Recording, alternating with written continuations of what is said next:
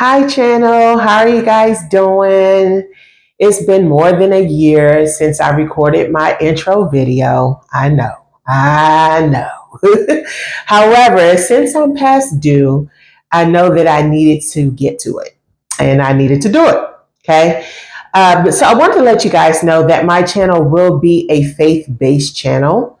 So, some of the videos I will be discussing the Bible and things from a kingdom perspective. So, leading into that, I wanted to introduce myself and discuss what this channel will be about and why God told me to create it. Now, before I do that, let me let y'all know that doing this channel was hard for your girl. I mean, hard. And not hard with a D on it, but like hard with a T on it. Heart. Okay? I really had to do some introspection and I also really had to seek counsel from God. He told me to do this channel at least 10 years ago. It's been a minute. But because I'm not tech savvy, I mean, yes, I'm a millennial, the digital age, we're used to that. But when it comes to content creation and all that entails, that's not my skill set. That ain't my thing. And if I'm not comfortable with doing something that I know I'm good at, it'll take me a while to like get to it. And if you haven't done like Myers-Briggs test or a temperament test or like your love language test, I would admonish you guys to do that because then you learn a lot about yourself. And doing those tests actually gave me more insight as to why I do and don't do certain things. But anyway, I use the excuse that I'm not tech savvy and the fact that I always wanted to be hidden as an excuse. I never really wanted to be seen. I just wanted to kind of stand in the corner and just kind of hide in the back. And so I really did not want exposure. And, doing content creation that brings exposure and that brought a level of fear. Okay. And so a lot of that comes from trauma and it also comes from lies from the enemy. Right. So I was believing the hype. So the reason that I say a lot of that came from trauma is because of one, how I looked. You guys can't tell, but I am 6'1.5", so I'm very tall. I'm also a curvy plus woman. And so even when I was younger as a child, my mother is much lighter than me and she is 5'5". So, and my sister, she's lighter than me as well. She's a few inches taller than my mother, but still shorter than me. And so I never really felt accepted. You know what I mean? I never felt like I belonged and I was different because I didn't look like my mother and my sister, and my stepdad was in the house, but of course he's not my biological father. So, I just didn't look like them. I also did not know my biological father growing up. So I also had identity issues. I was molested as a child by a family member as well. And so that really aided in the trauma responses. When I was younger, I didn't have my period as a child, right? And so my mother took me to the OBGYN to find out what was going on because my sister had hers and she's younger than me, a couple of years younger than me. She had hers. I hadn't had mine. And so the doctor at the time had said the reason that you haven't had it is because you have an underdeveloped womb. And so you won't be able to have children.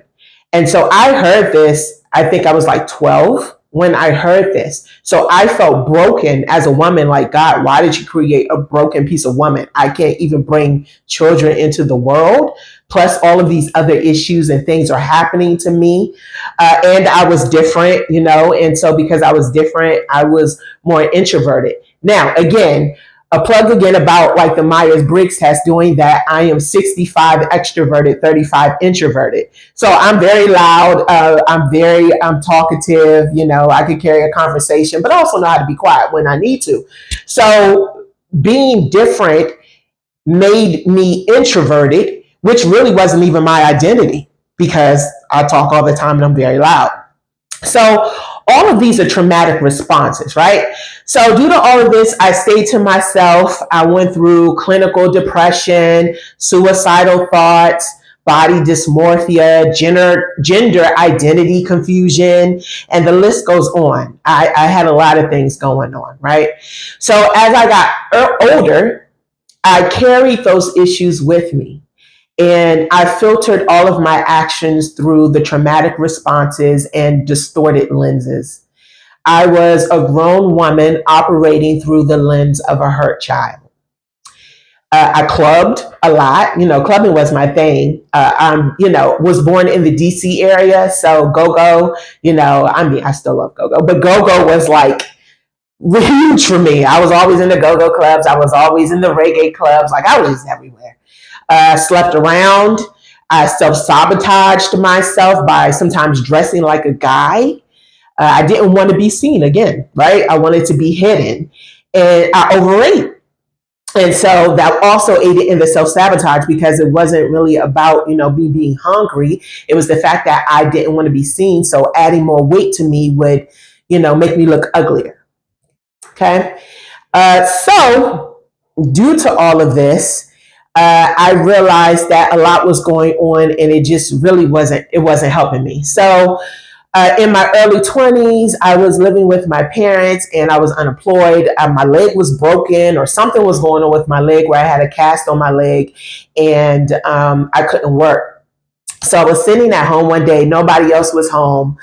And I, went to the kitchen. More so hobbled to the kitchen. But anyway, I was going towards the kitchen and the kitchen was on the right and on the left was like our dining room table. And so I saw a shadow at the corner of my eye and I was like, who up in here? I was born in Southeast DC. I will find something and I will fight you. I don't play. And so I saw this shadow at the corner of my eye. So when I turned and I looked, I heard this voice. It was audible as I'm talking to you now. And it was the Holy Spirit. I didn't know that at the time, but he said, I love you this much. Because again, I really never felt loved as a child due to everything that was going on. My mother and I bickered a lot. I didn't felt that she loved me, at the time, because she's a completely different woman now. But then she was like very angry. So it was a lot of arguing and fussing. And it was just a lot going on in the household. And so, I never really felt loved as a child. And so the Holy Spirit said, I love you this much. And I swear to you guys, as I'm sitting here, I felt arms wrapped around me. And it was this warm sensation that just came over me. And God said, Yolanda, I love you this much. You never have to worry about being loved again. And that feeling stayed with me, guys, for 3 days. And I can't even describe to you in human terms what that felt like. But it just felt like somebody saw me and knew that I was here and I wasn't suffering alone. And so that feeling stayed with me for 3 days. And it got so overwhelming that I said, okay, God, look, bruh, you're going to have to fall back. Thank you for loving me, but this is a lot. This is a lot. It was just so overwhelming, but that was a father's love. And at the time I didn't realize it, but it was just so good. And that started the trajectory of healing. My stepmother, one day she had a women's conference at her church. And so I don't even know if she remembers this, but she had a women's conference at her church and she gave me a tape and she was like, Yolanda, you need to listen to this. And it was like Jesus Christ himself came down and was like, I want you. You need to be healed. We need to deal with all of this muck and bring it up, sis. We need to deal with this. And at the time, I really wasn't ready to deal with it. I didn't want to confront the issues. I didn't want to confront the past. I didn't want to confront any of it. But God was like, we need to start working on this. And even at a younger age, God started showing me visions of where he wanted to take me, but I didn't see it or believe it for myself, nor honestly did I want it. And God showed me speaking on stages. He showed me traveling, all these different things. And I was like, speaking to who? The mirror? Because that's the only person I'm talking to. I wasn't ready for any of that. But anyway, he started to uproot issues and I actually started to regurgitate. And, if you know anything about freedom and deliverance, a lot of times things will come out. You may cry, you may snot, you may throw up, you may vomit. A lot of things will happen. And I started to vomit. And I didn't know where it was coming from. It actually was freaking me out. But God really started healing me. And so things started to change. I grew up in church. My parents, they took us to church quite often. We were there. We grew up in church. But I didn't surrender my life as a child. I was just like, okay, I'm here. The old folks are singing. I'm over it. Like, where's children's church? Or I'm hungry. Let's get out. Because, I call it old school Baptist. We grew up in old school Baptist, so we'd be in church for like 5, 6, 7 hours with no food. You lucky if you got some water, and that's from the water fountain, So, I was over it. So as I got older, I really started to surrender my life. And, I realized that some things started to change. So once really healing started to happen, I started to realize that there were some interests that I had or I wanted to pursue. So I went to cosmetology school and I got my license because I realized I am a creative. I love a lot of creative things. I love DIYs. That a lot of my creative will happen on this channel, so you will see that. But I love all that kind of stuff. So I did. I went to cosmetology school, was really good at it. I did DC Fashion Week. I did fashion shows. I did weddings. I did all kinds of proms, all that kind of stuff. And I was like, dude, I got a knack for this. I really like it. I also met my biological father at the age of 21. It made so much sense because, like I said, I really didn't look like my mother in terms of height and complexion. But my dad, I got his height. He's like 6'3". So I got all of his height, and he's darker than me. So my complexion is right directly smack in between both of their complexions. So I saw where I came from. And for me, that really started to solidify who I was. And, it started to give me identity. I embraced my unique look. I embraced my height. Like I said, I thought God made a mistake and maybe I was meant to be a man because of my height. But I realized that I was meant to stand out. And I started to embrace that. And once I did, people started to take notice, like, oh my gosh, you are huge. You're a beautiful, tall Nubian queen, da da da da. And I was like, what, you're right. So because of that, I started to wear like 4-inch heels. So now I'm like 6'5", 6'6", but I loved it. I started to forgive people in my life. I forgave, the family member that molested me. I went out with them and, that was all the Holy Spirit. I took them out and the Holy Spirit has started to reveal prior to me taking them out what may have happened to them. And, that cycle was repeated. And so, I took them out. I went with a level of empathy, not a level of judgment. And, if God could forgive me and all the things that I've done in my life, why can I not forgive you? Plus, you don't want to harbor, hate and hurt in your heart. It's like you are in a personal jail when you do that and you're not able to fully move forward. Plus, the word talks about forgiveness. If Jesus could forgive the people that killed him up on the cross and was still praying over them to his very last breath, why can't I forgive this person and then walk in my purpose?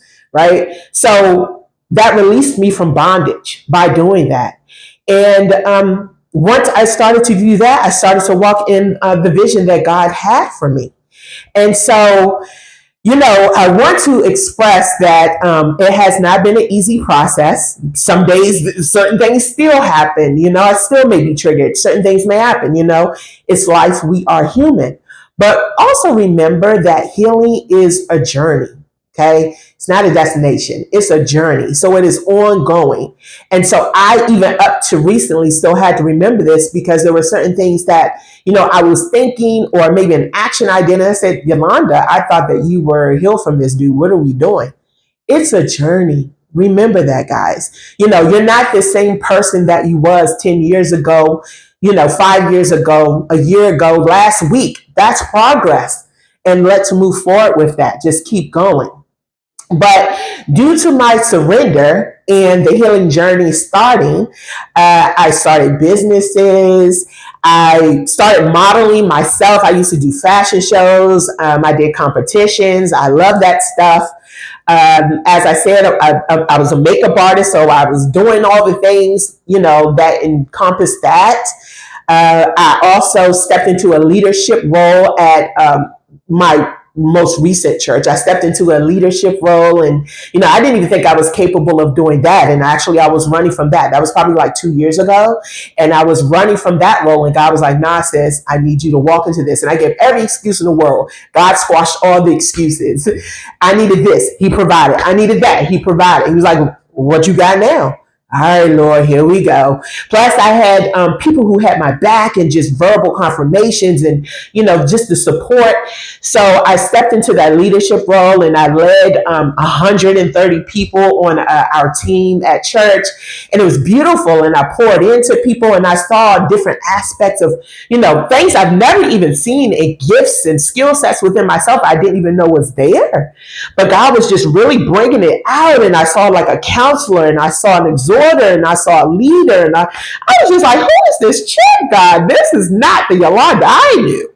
And so He was just, it was like God stripped the old side of me and then brought me up and rebuilt me into what He wanted. One of the things that I tend to say a lot to friends and family, or when I'm giving my testimony, is that my name is Yolanda. It's spelled with a U. But I was living my life as Yolanda. That wasn't who God created. It was a false person. That wasn't who I was. I was trying to be someone else that I wasn't meant to be. But once I started to walk into who He created me to be, here she is. This is Yolanda with a U. And so, I just simply walked into it, and I just couldn't believe who He was creating.